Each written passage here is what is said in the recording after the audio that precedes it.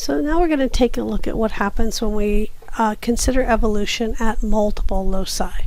So in the past, when we looked at Hardy-Weinberg and all the different mechanisms of evolution, we really were just focusing primarily on a single locus at a time and considering that. So what we're going to do next is look at multiple loci and how those are influenced by evolution and how much does that change the fundamental picture. So remember when we looked at Hardy-Weinberg, we basically looked at one locus at a time. So we basically would plot P or Q on our graphs and look at how those would change over time, but it was always a single locus. And so now, as I said, what we want to do is to explore what happens if evolution is working on multiple traits and multiple, or traits I should say, that are determined by multiple loci. So let's think about that for a minute. In some cases, when you have two different loci, those loci might be linked. So remember, linkage depends on whether or not those two loci are close together on the same chromosome. So in this particular case, if locus A is close to locus B on this particular chromosome, then we would say A and B are linked genes. So in the single locus model, remember we tracked frequencies of the alleles, right? So we looked at P and Q, and P represented the dominant allele, Q represented the recessive allele. What we're going to do in these multi-locus traits is we're going to consider haplotypes. So the haplotype would represent what combination of alleles do we have on a particular chromosome. So a minute ago we had a chromosome that had both A and B. So the haplotype might be big A, big B, it might be little a, little b, it might be big A, little b, little a, big B. So those would represent possible haplotypes for that scenario. So we're going to switch from talking about allele frequencies to haplotype frequencies. So now we want to look at our definition. So in linkage equilibrium means that the two genes are not linked. Okay, so they're in equilibrium, they're not linked. And so basically, if we want to ask how does what the allele that you have at locus A, how does that influence the allele that you have at locus B? They should be independent. Those should not really influence one another. So if you have a big A at one locus, you could have just as likely the big B or the little b at another locus. Those should be independent if they're not linked genes. And so in linkage equilibrium, the two are independent of one another. Whatever you have at locus A is not going to influence what you have at locus B. In linkage disequilibrium, where the two loci are linked, that is not the case. So now, rather than there being sort of a random association, whatever I get at locus A is random with respect to what I have at B, now it's no longer random. So now whatever I have at locus A can influence what I have at the other locus, at locus B. Now, one thing I want to point out here on this slide is something that makes it a little bit difficult to learn these terms. If you look here, you're in linkage equilibrium. So up here we have equilibrium when the two genes are not linked, right? So equilibrium, linkage equilibrium, not linked genes. Linkage disequilibrium, the genes are linked. So in disequilibrium, the two genes, the two loci are linked. And the reason why I think this is challenging for a lot of people is that when you look up here, you see equilibrium is unlinked, and then you see down here disequilibrium is linked. In our brains, we tend to kind of put the un for unlinked. We tend to associate it with this prefix here, dis, D-I-S, but it's opposite of that. So unlinked is actually up here with equilibrium, and then linked is down here with disequilibrium. Okay, so what this figure is trying to show us is what it would look like if we had linkage equilibrium versus linkage disequilibrium. And they show it in a couple of different ways. So what they're showing up here, first let's look at our allele frequencies. So for the A allele, or the A gene, we have big A 0.6 and little a is 0.4. And for the B gene, big B is 0.8 and little b is 0.2. So now if those two things were not linked, the chance of getting a big A and a big B would just be those two probabilities multiplied by one another. So we would expect to get, as it shows here, a big A, big B, 0.6 times 0.8, which would be 0.48. We would expect to get a big A and a little b, 0.6 times 0.2, which would be 0.12. We would expect to get a little a and a big B, 0.4 right there times 0.8, which would be 0.32. And then a little b would be 0.4 times 0.2, which would be 0.08.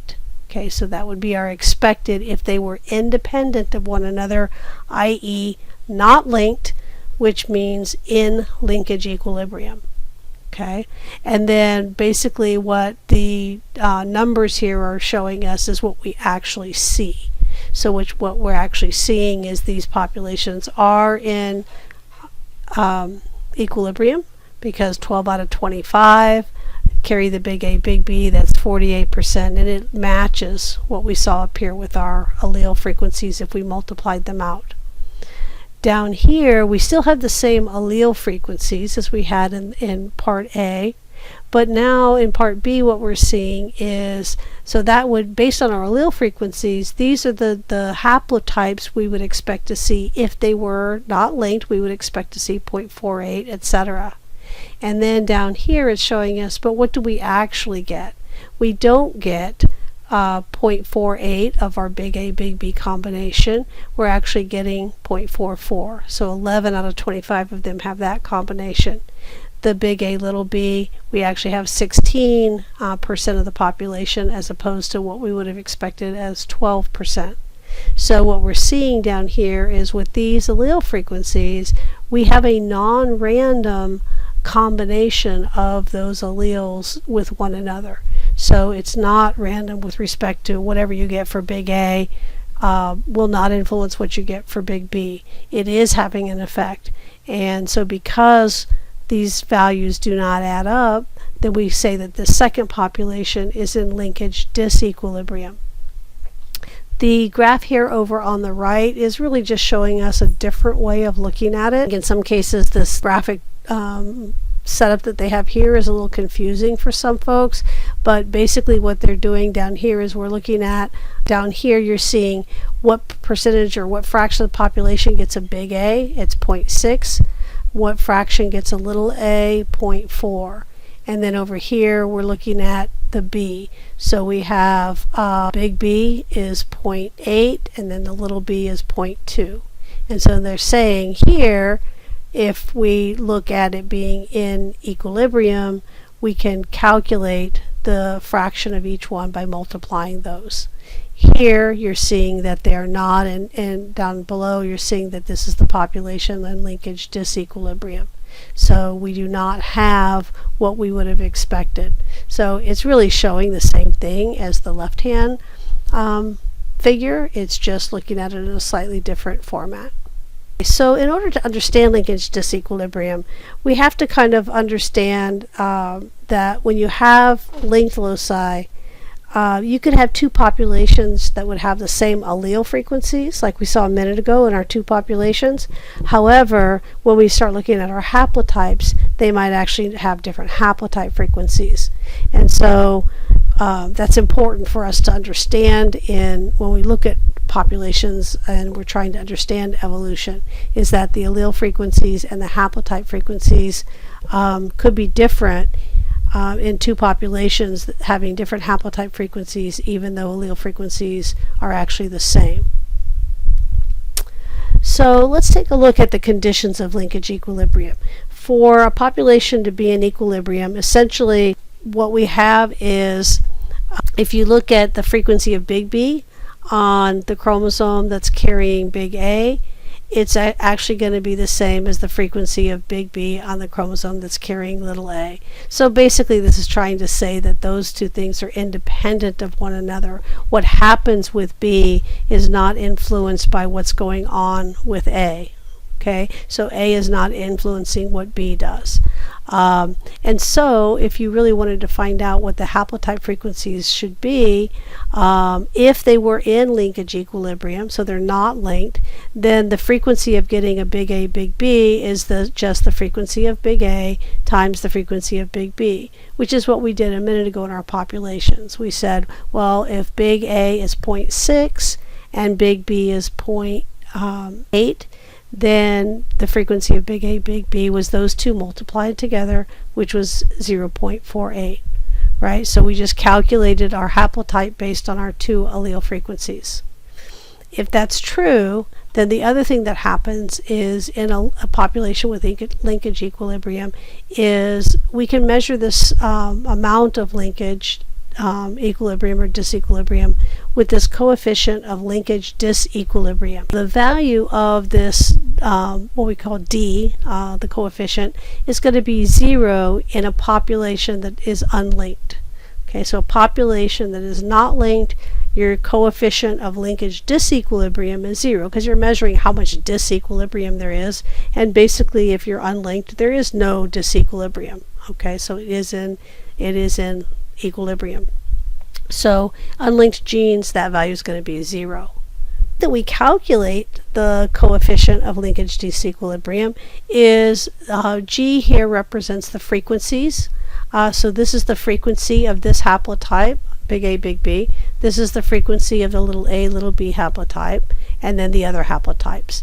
And so if we multiply the frequency of these two haplotypes and then subtract these two haplotypes, that gives us this value of D.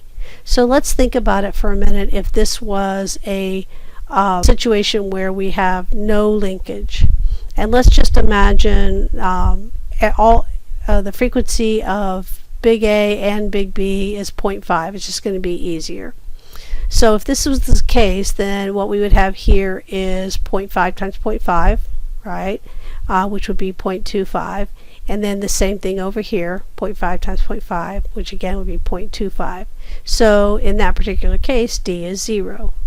Right? So if we have no linkage disequilibrium, then our coefficient is 0. One of the things we want to think about is what would happen if we tried to use our Hardy-Weinberg analysis on a two-locus trait. And imagine that we do this and we find that the chromosome frequencies are not changing. Our haplotypes are not changing between generations. So in that case, it would locus. What we're model. What we're going to find is it's only going to work if we use Hardy-Weinberg and we try to just do the same thing but just expand it to two loci. Only going to work if they are actually unlinked genes. So you can essentially expand Hardy-Weinberg into a two-locus model. However, it only works if they are unlinked. So if it's in linkage equilibrium, you can just extrapolate using Hardy-Weinberg. But if it's not in equilibrium, then it will change things. So we're going to turn our attention now to ask the question, what is it that causes or creates disequilibrium in a population? So why is it that we sometimes get this? So one of the things, so you're going to see three different sort of mechanisms of generating this disequilibrium. The first one we see here is what happens if you have selection that's working on multi-locus genotypes. Secondly, we're going to look at drift, and then we're going to look at population admixture. Now, one of the things to think about when we look at this is what is creating disequilibrium here is very similar to our mechanisms of evolution that we looked at in chapter 6 and 7. So remember, our mechanisms of evolution were selection, drift, migration, mutation, and non-random mating. Well, all they're doing here is essentially saying pretty much we're going to apply some of the same concepts, but now instead of it being selection that favors a particular allele, now it's selection that favors a particular haplotype, right? So if certain haplotypes, if a big A, big B combination is really, really good, combinations are not as good, selection is working on that combination, not just on a particular allele. So that's what this is looking at. So up here at the top, what you're seeing is for selection, what they did is they said any individuals that have fewer than 3 capital letter alleles are killed And so only the ones that have big A, big A, big B, little b, etc. They have to have 3 copies of the dominant allele. And so basically we're getting selection again. So all these have at least 3, but these haplotypes here have fewer than 3. So those are going to die off. Okay, well, just like when we applied selection on a single locus, if you get rid of some, then your frequencies are going to change in the population, right? So in essence, we're going to be missing these particular genotypes because they've been selected against. Okay, the idea with genetic drift is going to be, well, what happens if you actually, instead of saying accidentally lose or fix a particular allele, well, now what's going to happen is we're going to get basically the fixation or loss of a haplotype. So what if chance events create a chromosome that has the little a, little b combination, but for whatever reason we don't get the little a, big B combination, right? So this is a chance event that occurred, but because of that we now are creating linkage disequilibrium because we now have one combination, we don't have the other combination. The bottom one here is looking at what happens if you mix populations. So if you can imagine that you had 2 different populations here. So we have 2 populations that each one has their own haplotype frequencies, so which you're seeing here. So you're seeing this one has 60 big A big B's, 15 big A or little a big B's, etc. And then we're going to add to that this other population. And this other population is going to have different haplotype frequencies, right? And so when we add them together, you're getting a new population whose haplotype frequencies are different than either one of the parent populations. Same thing is happening here, but now it's just haplotypes instead of alleles. So really the major difference here is we're just thinking haplotype instead of allele. Okay, so now that we know that what can create linkage disequilibrium, we want to think about what types of mechanisms are out there that can get rid of it, either reduce or eliminate linkage disequilibrium.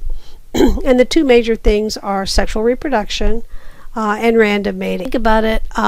It also goes back to looking at linkage. So remember, one of the ways that you can get linked genes to recombine in new combinations is through sexual reproduction and also through crossing over. So we'll take a look at this.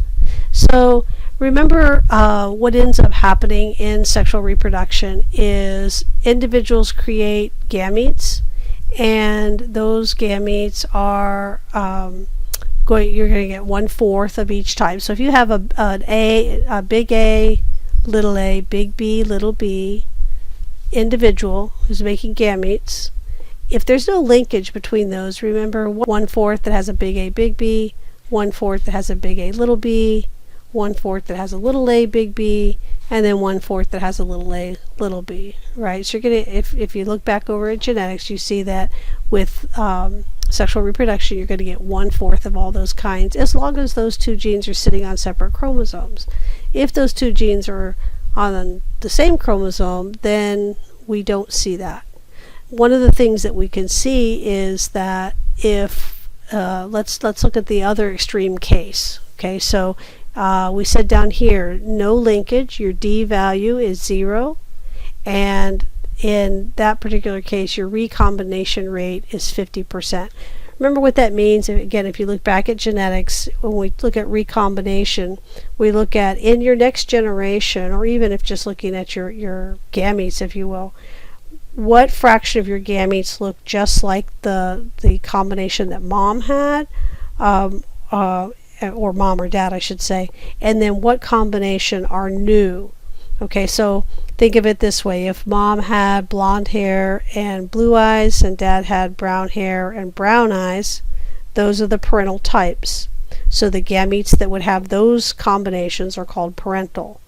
Any gamete that has the other combination, like brown hair and blue eyes or blonde hair and brown eyes, those are new. The parents didn't have that combination. So those new combinations are referred to as recombinant types. And so half of your offspring should, if the genes are not linked, half of your offspring should be recombinant and half should be parental. So that's what we see down here without linkage. Now let's think of the total opposite. Let's look at complete linkage up here. So if you had two genes that were completely linked, then what's happening is you're not getting any of the recombinants. You only get the mom combination or the dad combination, and you don't get any of the other two combinations. And so if that's the case, then your recombination rate, as we see here, is 0. And then in this case, they're showing that our coefficient of linkage disequilibrium is 0.25. It's as high as it can possibly get, right? So what happens between those two extremes, where we have no recombination, where we have no linkage, we have a recombination of 0.5, as you see here, we have a d-value of 0, basically. And then we can see up at the very top the other extreme, where we have complete linkage, and a recombination rate, of course, is 0 at complete linkage, and our d-value is 0.25 right here. What this is showing us is how going from virtually no recombination to the extreme amount that you would get of two genes on separate chromosomes in a sexually reproducing population. And what you're seeing is the effect of that. So essentially, adding recombination drastically very quickly gets rid of this disequilibrium. So over time, if you took a population, let's say, that had no recombination, but then you started to introduce recombination, that coefficient of disequilibrium would drop very quickly. So it can get rid of the linkage disequilibrium in a population. Some empirical data to show that. So here we've got a population of fruit flies, and what they're doing, don't worry too much about the numbers. These numbers here are not matching the ones on the previous. Basically, they just made it out of 1 instead of going from 0 to 0.25. They just scaled it differently. But basically what they did is they started a population at 0 or at linkage, and just in two different extremes of linkage. And so basically what they're showing is if you allow this population to reproduce sexually over time, it will drastically get rid of that linkage and go to this essentially 0 position where we have no linkage disequilibrium. So you start with very high linkage disequilibrium, you allow the population to reproduce sexually over, in this case at the end of 40 to 50 generations, you've really sort of mitigated the effect of that and gotten rid of it. So sexual reproduction can fairly quickly get rid of the effects of linkage disequilibrium. Why does linkage disequilibrium matter? Well, let's think about its significance to selection. So if you have linkage disequilibrium, then selection acting on allele A can cause B to change in frequency because they're linked and it's coming along for the ride, right? Whereas if you have no linkage disequilibrium, so if you have unlinked genes, then whatever is happening at A, selection that works at A is independent of selection that works on the locus B. And so it does make a very big difference, because if we started to try to understand a particular selection regime on some traits, and we thought that they were unlinked but they're actually linked, our models would make very, very inaccurate predictions if linkage disequilibrium was there and not accounted for. So this gives us some data to kind of show that a little bit. So these data are from looking at a particular locus that codes for a gene that is an ergothioneine transporter, and it was known to be associated with Crohn's disease. And you can see there it shows what the mutation in individuals with Crohn's is like. So individuals that have this genotype big C, they are, they're comparing them to themselves. So their likelihood of getting Crohn's compared to other individuals with big C is 1. And then if you have one copy of this mutated locus, you increase the chance of getting those symptoms maybe 20%. And then if you look at the big T, your chance of expressing Crohn's is about 1.5 times what it was with the individuals with little c. However, so what they did is they started looking at the ergothioneine transporter as a mechanism that for people that have Crohn's disease, thinking that something about the ergothioneine transporter was causing Crohn's disease. However, what they found is that it was a correlation, but it was not a causation.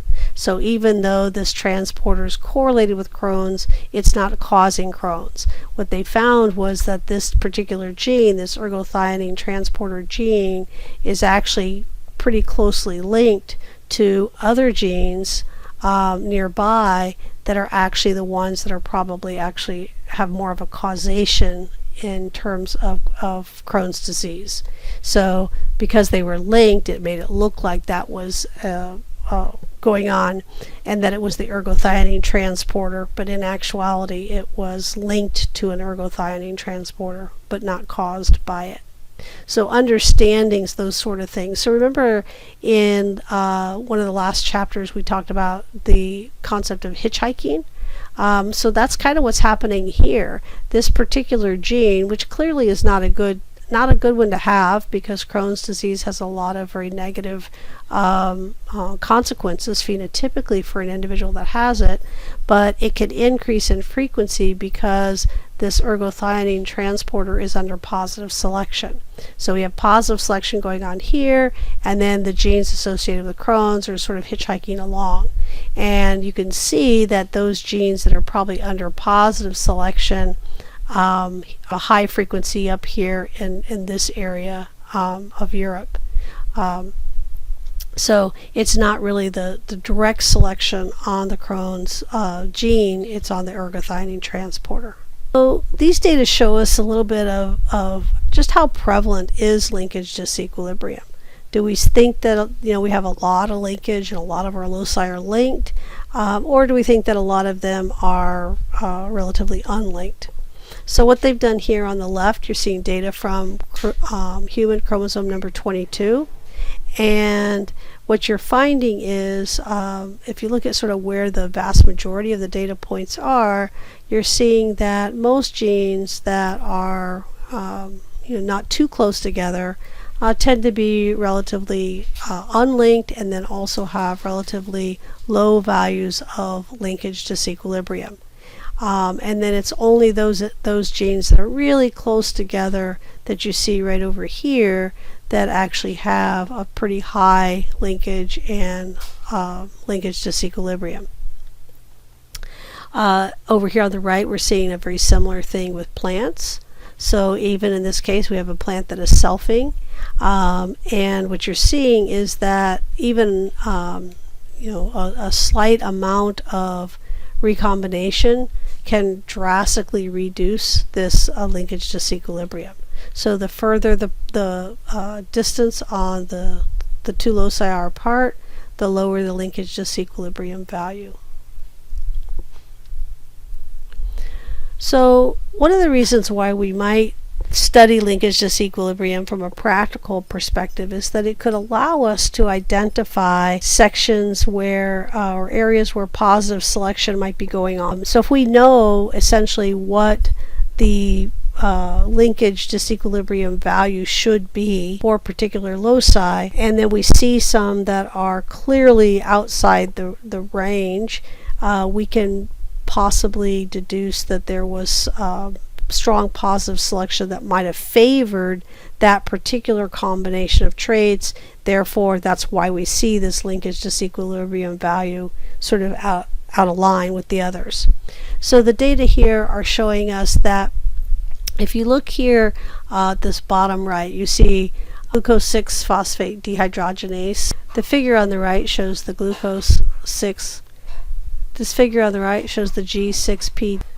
This figure on the right shows the G6PD gene, and you can see that it's way off from what we would expect. So all the other genes are falling within sort of this area where we see a lot of the other alleles, the relationship between allele frequency and linkage disequilibrium.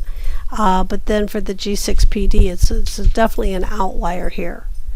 And so this would maybe indicate to us, we might look at that and say, this looks like this high level of linkage disequilibrium might be telling us that this gene is associated with other genes nearby that might be under very strong positive selection.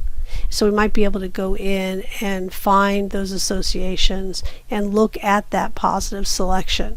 In this particular case, what they find is that this is also correlated with particular areas, and so we see that there's a high frequency of this gene in particular locations, which then would also suggest that maybe there's positive selection for that particular combination in these areas, and that's why we're seeing that outlier.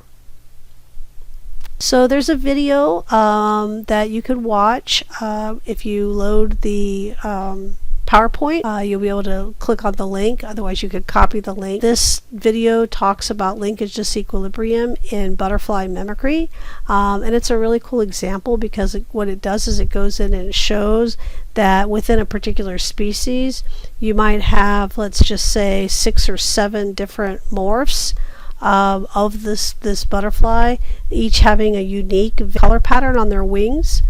And then there's also the mimic species that are mimicking that particular one.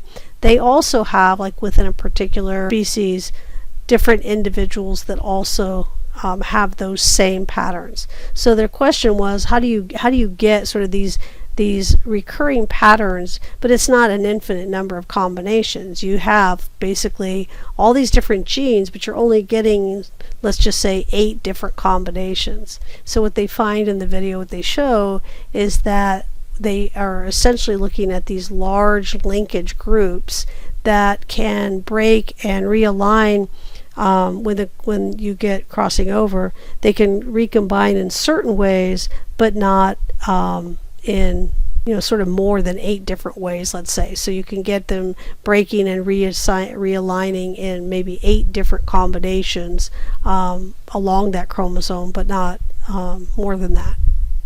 So this ends the first part of chapters 8 and 9.